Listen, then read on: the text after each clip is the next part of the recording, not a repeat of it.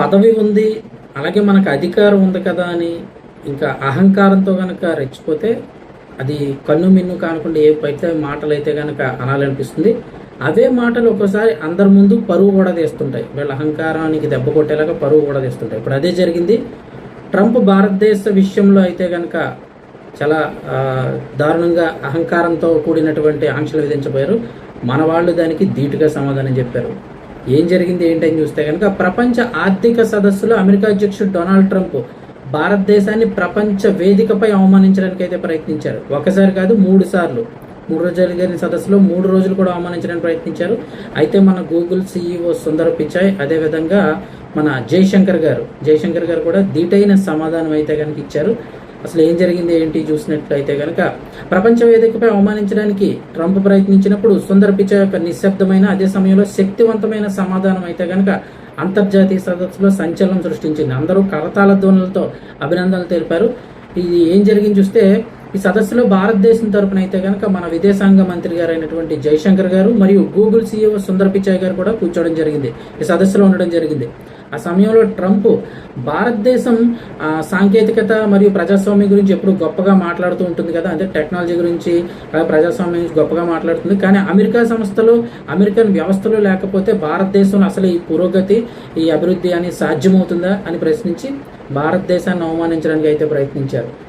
ఈ ట్రంప్ మాటలకు సమాధానం ఇవ్వమని మన ఆర్థిక మంత్రి జయశంకర్ గారు, విదేశాంగ మంత్రి జయశంకర్ గారు అయితే కనుక సుందర్ పిచాయ్కి చెప్పగా సుందర్ పిచాయ్ అయితే కనుక ఆయన లేచి నిలబడి సమాధానం చెప్పారు. ఆయన చాలా వినయంగా చెప్పినప్పటికీ కూడా చాలా బలంగా సమాధానం అయితే చెప్పారు. ఆయన ఏమన్నారు అంటే కనుక, అయ్యా నేను భారతదేశంలోనే పుట్టాను, నా దేశం నాకు విద్యనిచ్చింది, విలువలు నేర్పింది.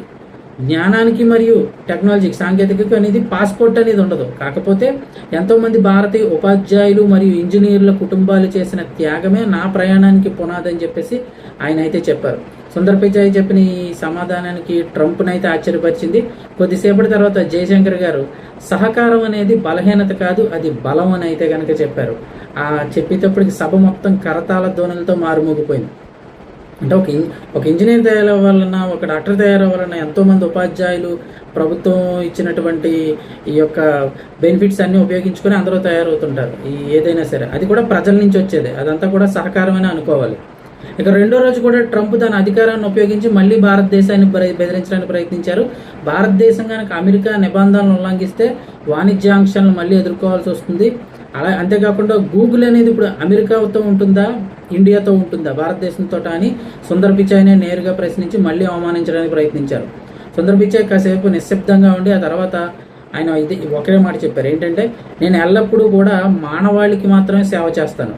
అమెరికా నాకు అవకాశాలు ఇచ్చింది, కానీ భారతదేశం నాకు మూలాలను ఇచ్చింది. అంతే తప్ప నేను ఒకదాన్ని గౌరవించడం కోసం మరో దాన్ని ఎంచుకోవాల్సిన అవసరం లేదు. నేను ఏదైనా సృష్టించినప్పుడు, కొత్తదనాన్ని ఆవిష్కరించినప్పుడు నేను 2 దేశాలకు సేవ చేస్తాను.